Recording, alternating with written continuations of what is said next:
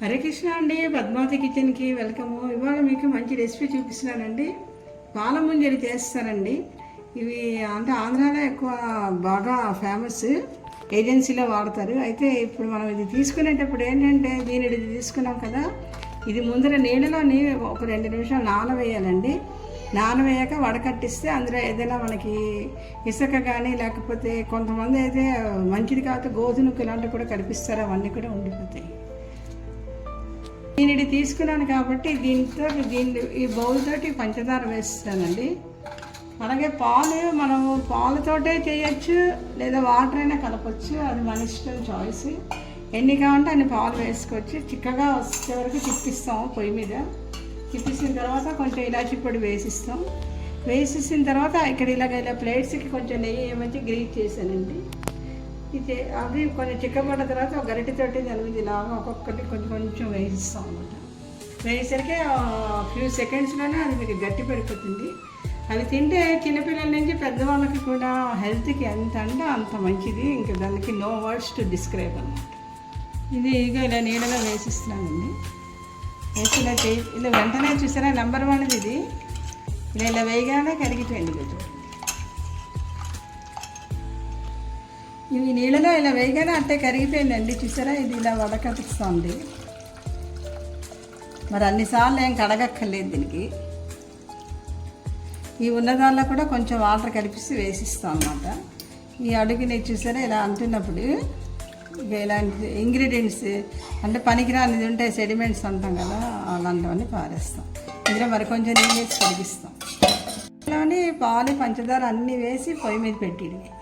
ఈ ఫస్ట్ సారే నేను మరి కడిగి నీళ్ళు గట్ట వంపలేదండి. చాలా నెంబర్ 1 ఇది పాలకుండ. అందుకే నేనైతే ఒకవేళ మంచిది కాకపోతే మటుకు 2-3 సార్లు కడిగేసి ఆ నీళ్ళు వంపిస్తాం. ఇప్పుడు నేను వంపలేదు. ఈ కొంచెం ఇక వడకెడితే ఇలాగ వచ్చింది. ఇప్పుడు ఇందులో మనం ఏంటంటే ఇక ఈ పాలు కలిపిస్తాం. ఇంకొంచెం కావాలన్న పాలు వేసుకోవచ్చు. ఇక ఇందులో దీన్ని పంచదార వేస్తాను. స్వీట్ ఇంకా కావాలంటే మీరు వేసుకోవచ్చు, లేదా తక్కువైనా వేసుకోవచ్చు అండి. అలాగే ఇలాచీ పొడి వేస్తాం. ఇగో ఇలాచీ పొడి 2 చెంచాలు వేస్తామండి. ఇది పొయ్యి మీద పెట్టిస్తామండి. ఇలా దగ్గరగా అయ్యే వరకు తిప్పేస్తాం అన్నమాట. ఇది అలా కలుపుతూ ఉండాలండి. ఎక్కడ ఆగామా మధ్యలో అడిగంటిపోతుంది. కొంచెం మీడియం మంట పెట్టుకోండి.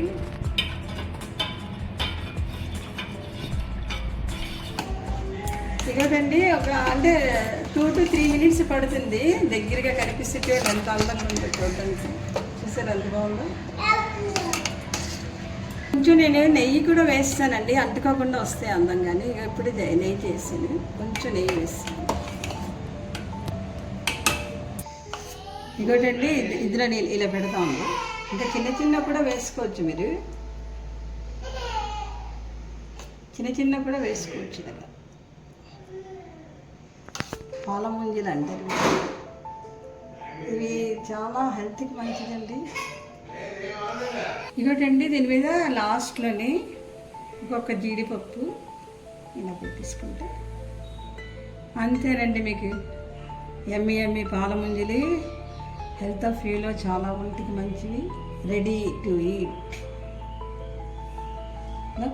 లాస్ట్లో డిస్ప్లే చేస్తాను. తప్పకుండా ఈ పాల ముంజలు చేసి కామెంట్ పెట్టండి. ఇది మంచిది కాబట్టి నేను కడగలేదు. ఒకవేళ బాల్ అయితే మటుకు మీరు 2-3 సార్లు కడగాలి. ఇసుక గట్ట ఉంటుంది చాలా వాటిలో, ఇందులో అయితే ఏమి లేదు. అదొకటి మీరు గమనిస్తారు. హరే కృష్ణ అండి. Thank you very much. Comment please. చూడండి ఇలా చేతికి ఎలా వచ్చిస్తే చూసారా, ఎక్కడ అంటకుండానే. నోట్లో ఇలా వేయగానే కరిగిపోతాయి. అంతేనండి, రెడీ. చూసారా ఎంత బాగా వచ్చాయో.